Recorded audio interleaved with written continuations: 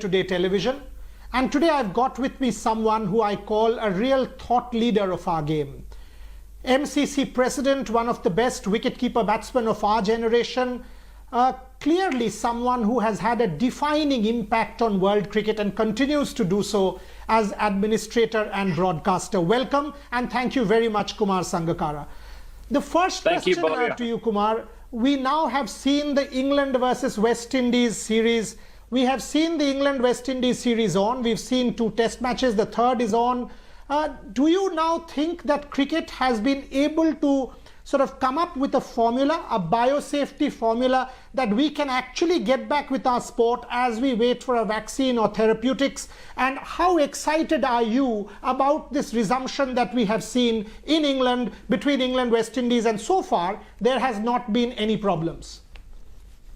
Yeah, I think it's extremely encouraging that cricket has restarted and resumed the way it has. And I think there has to be a huge appreciation when it comes to the efforts that are being taken by the broadcasters, by the ECB, by the West Indies Cricket Board, and all those involved in making that series possible. The arrangements would never have been easy. And I think what we are seeing is a quick and definitive adaptation to our new reality. The cricket has been of absolute high quality. The 2 sides have been extremely competitive and well matched. And we saw 2 wonderful test matches and the series poised at 1 test match win each. And I think although it is, yes, disappointing that the crowds are not there, maybe the energy and the buzz that you have at a cricket ground when crowds are present and are joining in with the players in terms of, feeding off each other's energy, we do have to understand that where we are now is probably at the infancy of, in terms of these adaptations taking place. The biosecure playing areas, they are extremely health conscious and secure. Safety precautions taken even to the extent of changing the rules around the game and cricket for the moment. The banning of the use of saliva, the disinfection and sanitation of the ball, ensuring that all the players, broadcasters, anyone involved is highly conscious and responsible for their conduct in terms of ensuring the biosecurity of those playing areas. I think is absolutely commendable and necessary to ensure that players, the public and everyone and families all have the confidence that sport can continue despite COVID-19. I'm not sure how long we will have to keep this going. Kumar, just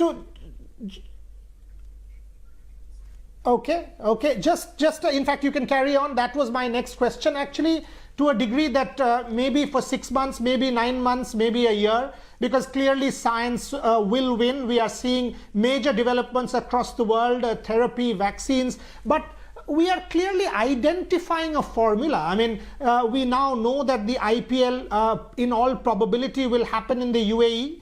The BCCI is extremely gung-ho and keen. We now know the India-Australia series will happen. We have seen Sri Lankan players back in training, New Zealand players back in training, Australian players back in training, getting ready for England. But 2 questions to you, Kumar. One, this series also is important because of what it is standing for. Michael Holding and that in 5 minutes, which we are calling his best over bowled. Before that, you put out 8 tweets, if I remember from memory, 8 tweets talking about Black Lives Matter. For me, every life matters. That's the message also being given out. Your thoughts on how sport is making a real stand about this burning pandemic, which is close to 200, 300 years old? I think it's a great statement that has been made by everyone involved in sport.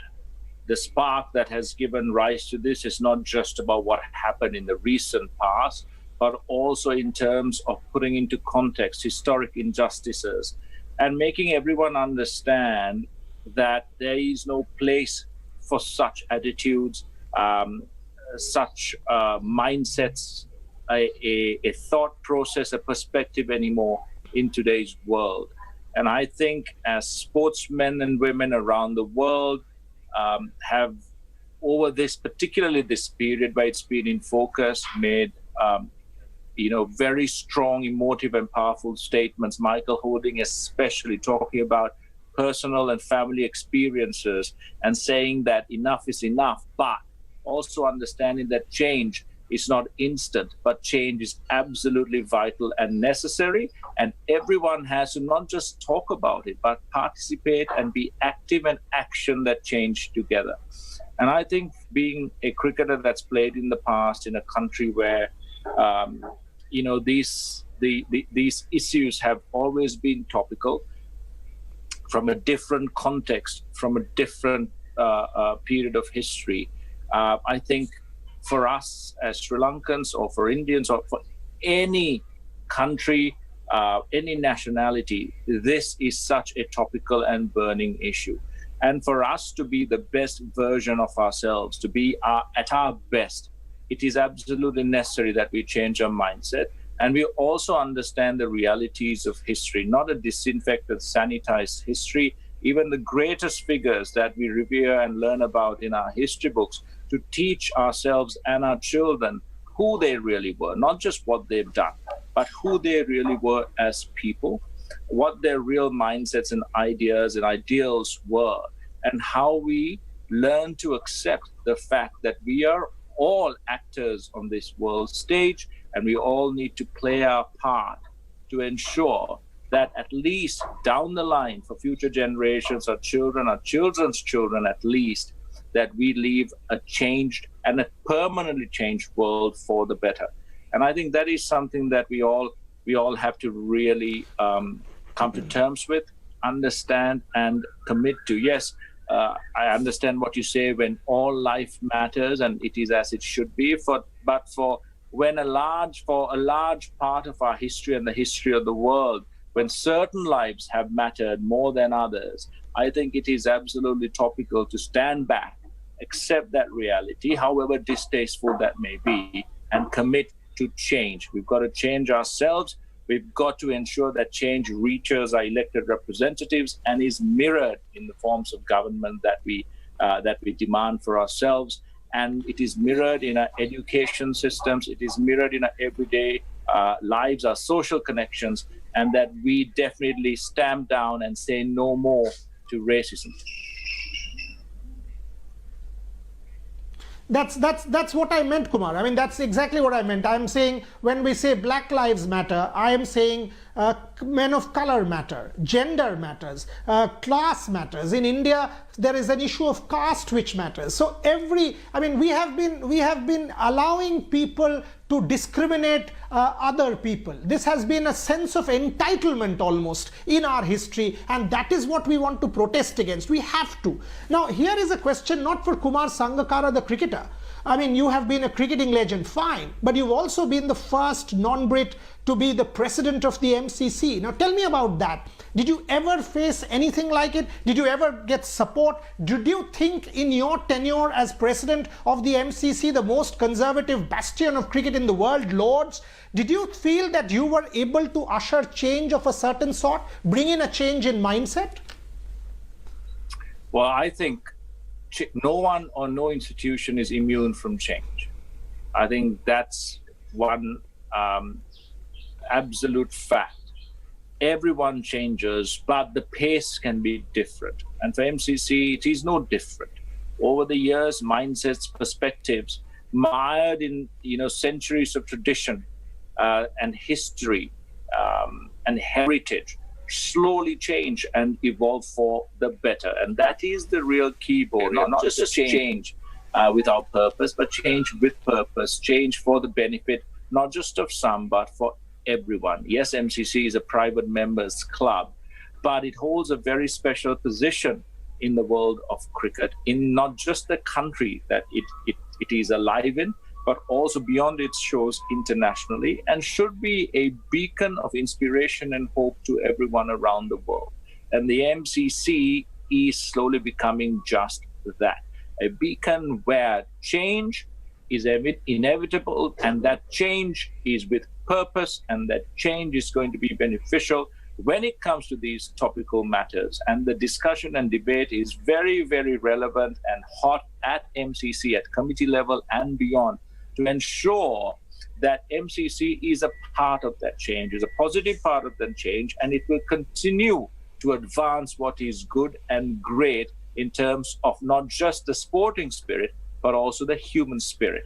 And that change, it has begun a long time ago. Fantastic. And it continues today, and it will continue not just during my tenure, but beyond that.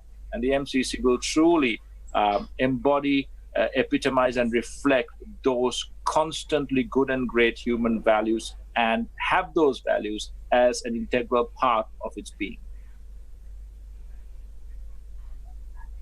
Kumar, what you say is music to my ears, because after you, Claire Connor takes over, and a woman taking over as president of the MCC is itself reflective of this positive change that you are talking about. But just moving on a little bit, you are an administrator. There's a lot of talk going on in the world about an imminent change in the ICC. Mr. Manohar's tenure has come to an end. There's some talk about Saurav Ganguly, who's a blue blood cricketer, one of your friends. Do you think if a cricketer of the stature of Saurav steps forward for a position in the ICC, can that benefit world cricket? Because you guys have played it, been there, done that, and now if you advise the next gen, take cricket forward, it can make a difference. Will you think Saurav as an administrator can make a difference as the boss of the ICC?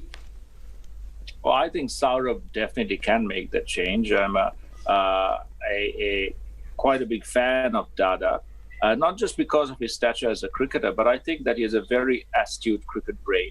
And he has the best interests of the game at heart, and that should not change just because you are BCCI president or president of ECB or SLC or any other cricket board. When you are at the ICC, your mindset should be truly international and not just constrained by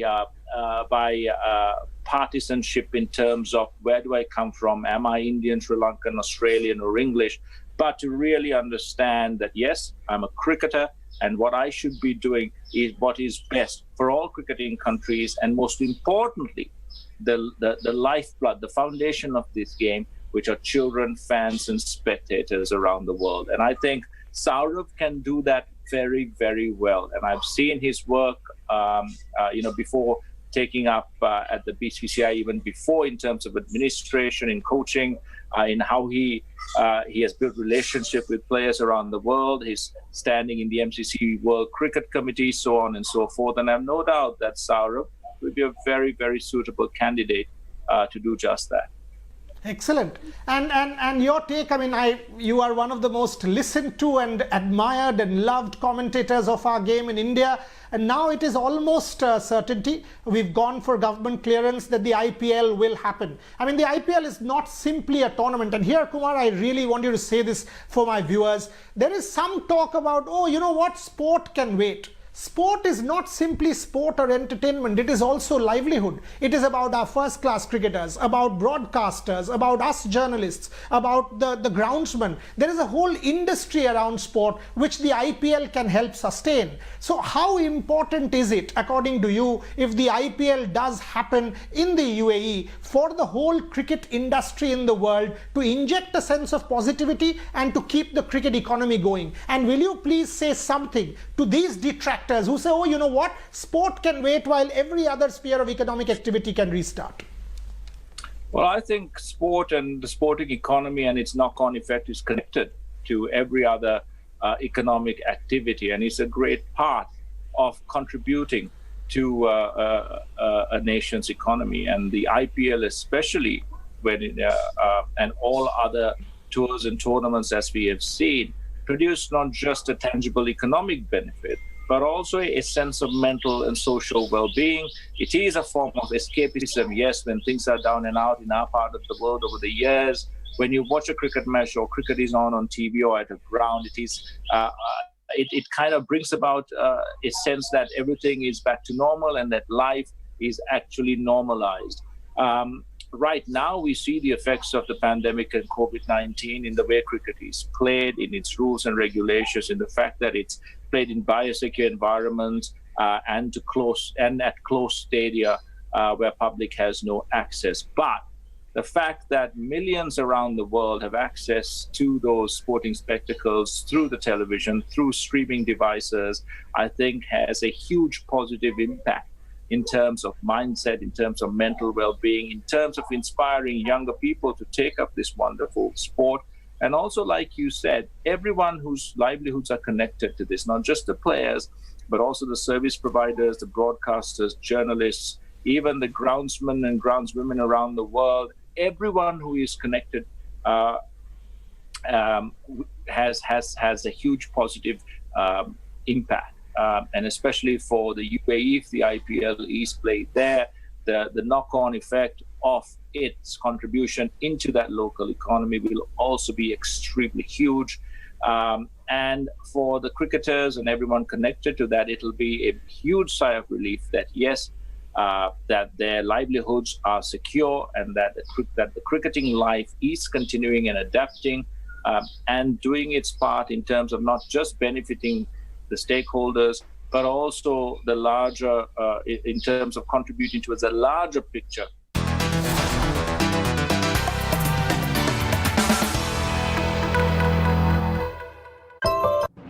Want the latest news on business, stock market, Sensex, personal finance, industry, and more? Want an insight into the dealings of the top companies in India? Want live news TV channels, in-depth market analysis, business videos, and more latest business information on the go?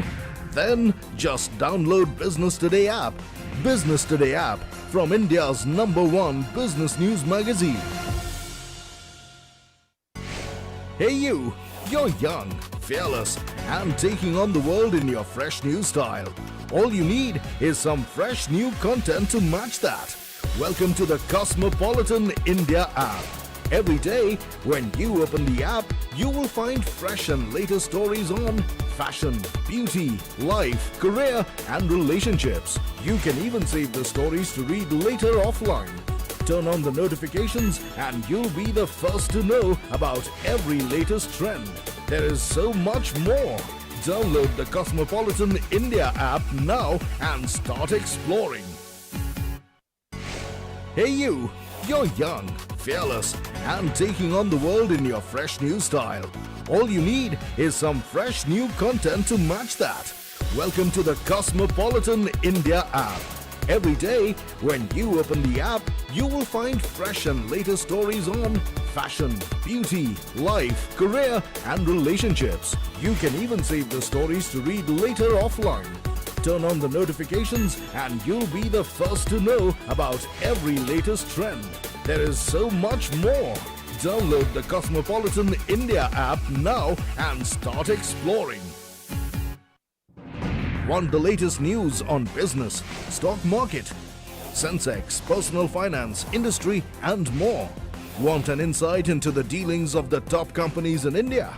Want live news TV channels, in-depth market analysis, business videos, and more latest business information on the go?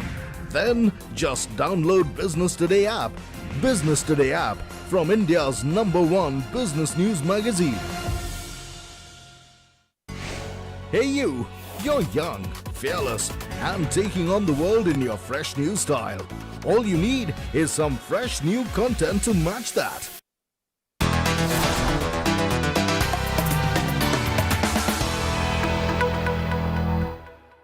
Kumar, Saurav Ganguly was on this show earlier, a couple of weeks back during his birthday, and he made this point that end of the year India travels to Australia for what he calls, quote, a milestone series. And I in fact asked him, you are saying this is more important than the World Cup for Virat Kohli? And he said, yes, I think so, because this is real legacy. And he goes on to say he expects Virat Kohli's team to be really competitive and challenge Australia. He wants India to desperately win. How are you looking at that particular series? Virat Kohli versus Steve Smith, India going down under again. The whole cricket world will be looking at that series, India v Australia. How are you looking at that? I think it'll be an extremely exciting series. We saw what Virat and his team did before in Australia. They made history. They were extremely competitive, extremely fired up to deliver on something that was highly important to not just Virat personally, but to Indian cricket as a whole. And this time around, it's going to be much tougher. Australia has really progressed from where they were at that particular time to the team that they are now.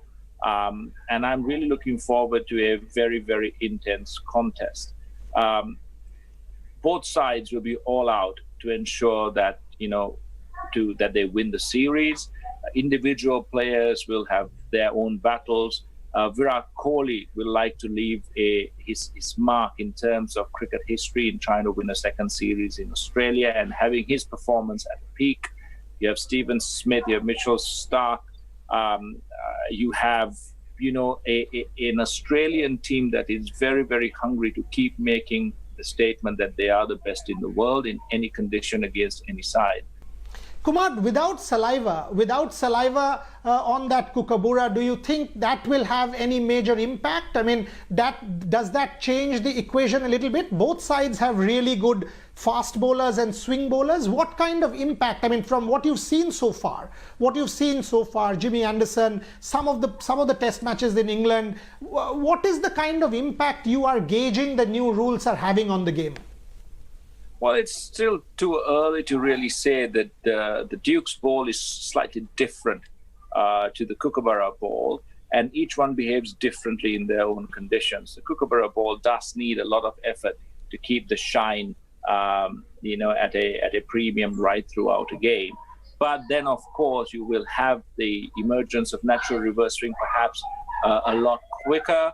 Bowlers will have to adapt in terms of maybe even combinations of the side. Do we play one spinner or two spinners? And what sort of bowling and what sort of conditions will really make these rule changes effective in terms of delivering victories for their side? My last few minutes on the show, Kumar. So let me ask you an IPL question once more. I mean, the IPL so far has been also about fans. I mean, the moment a wicket falls, the broadcaster immediately cuts to the fans, chock-a-block stadiums, people sort of loving every moment of the action. As a commentator, and here I'm assuming you will be part of the world feed, you will commentate because we want to hear you. How difficult will it be for you as a commentator to sort of keep that momentum going? Or how do you think the players will react to it? Do you think it can eat into the IPL, or do you think because people are starved, like we are all starved in India waiting for the IPL, there will be an enormous consumption of this tournament on television this year the moment it is launched, or even the dates are announced and finally when the first ball is bowled? It's been an interesting thing to see, really, and be a part of. Like I said before, the connection between the fans, the players, the commentators at a ground, and each one feeding off each other's energy is such an important part of conveying the buzz around the ground to someone who's watching 1,000 or so miles away. And that dynamic will change for sure. But then again, as professionals, all the stakeholders have to raise their games, lift themselves up, and still create that buzz in and around the game so that spectators watching on TVs and their smart devices are continuously engaged and deliver a product of premium and high quality. Yes, everyone will understand that it is going to be a different spectacle in terms of the seats being empty. There is a very, very good reason for that. And at the same time, I think this is also a very good time to connect cricket and cricketers and its stakeholders to actually what is happening in the world today, how this pandemic has affected people's lives, how it has affected economies and social connections, how it has impacted upon our healthcare professionals who day in, day out have to really, fight, risking their own safety and their own lives to save other people's lives, to understand how responsible we are as people, not just cricketers, for each other, and the contribution that we can make in our own way as sportspersons around the world being involved in this wonderful game, back to society, back to those health professionals, back to our societies that really need a boost, back to disadvantaged communities that need a helping hand, back to our own countries that need energy and an input of vibrancy to restart economies and lives. So I think it'll be a wonderful time to tie cricket in, what we do as professionals, in to what is actually happening in the real world and make that connection really strong and really permanent. Interesting. And if I can sort of take on from there, you use the word energy, you use the word leadership. And when I watch England versus West Indies, and I watch that one man, Ben Stokes, he's bowling, there was no mid-on, mid-off, so he runs to the boundary, fields the ball, throws it back, picks up a wicket the very next over, then goes out to bat and gets an 80 odd, and then comes out and cleans up the West Indies with crucial wickets. If you are tired, that's what Ian Bishop tweeted as well. If you are tired, watch this man. If you are down, if you feel negative, if you feel gloom, watch sport. A word on such performances, does that give you a lift, whether it is from anybody? And the way Ben Stokes is going, has he now settled it? The best all-rounder in the world at the moment, the best player in the world at the moment? It's all about taking pride in your professional ability, in your skill and your ability to deliver upon that skill in tough times. And I think for Ben Stokes, he captained the first test, yes. Joe Root comes back. But it's a great example to show everyone that leadership is not just about a nominated position. Leadership is about inspiration. It's about example. And you can't go beyond Ben Stokes for those two test matches. And even in the past year, in terms of 2019, and what he brought to England cricket and world cricket and to his teammates and to the fans in England and beyond. A sense of purpose, leadership, inspiration. And he was a shining example in the last 3 weeks in terms of what commitment, professionalism, high skill and ability can really deliver. And he didn't look to anyone else to provide that. He took that burden upon himself and he delivered magnificently on it. So he's shown that he's matured. He's gone through a really tough time in terms of getting to this stage where not just his skill, but his mental skills have also matured, and they're matching up really, really well with his personality. And he's shown himself to be a fantastic leader. Last one, Kumar, my last final minute. It's been tough for you also. I mean, it's been tough for everybody. But what keeps inspiring you? I mean, you are a thought leader. You are one of the leaders of our society as a cricketer. Now, as an administrator, you are looked up to by several millions of people. But what keeps Kumar Sangakkara positive, and what keeps inspiring you? Well, I think there's a lot to inspire everyone. And it doesn't have to be great big deeds or great events that keep happening, in your personal life or in your own country or beyond.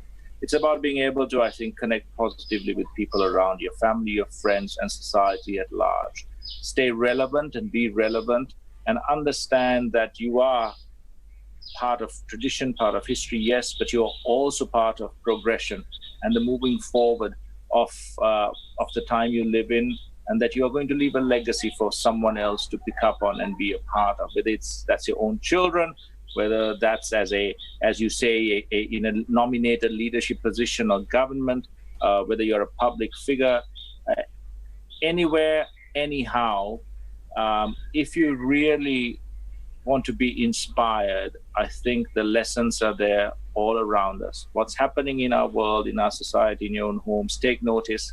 Educate yourself and change your mindsets. And I always say we have to learn to live with open minds, open hearts, and open hands. And I think if you want, if you can make a commitment to that, you can keep inspiring yourself and maybe quite a few others. This has been an absolutely magical episode of eInspiration from one of the real, legacy people. You mentioned the word legacy. You've created and carved out your own legacy, and that's what Kumar Sangakkara is all about. I hope all of you loved it. I, enjoyed speaking to Kumar. You're in Sri Lanka, situation somewhat better. Hope it stays that way and gets better. Sooner than later, I will want to come by and try some of the seafood in your restaurant and see you commentating in the IPL and catch up soon. Till then, stay healthy, stay safe, and keep contributing to our sport and make it a better world. Thank you everyone for watching. Thank you, Boria. Been a great pleasure. Take care, stay safe.